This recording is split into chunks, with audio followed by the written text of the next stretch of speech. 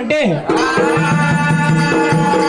గంగాదేవి కర్ణిస్తేనే ఋతువుగా వర్షాలు పడతాయి, ఋతువుగా వర్షాలు పడితేనే అనువుగా పంటలు పడతాయి, అనువుగా పంటలు పడితేనే ప్రజల కడుపు నిండుతుంది.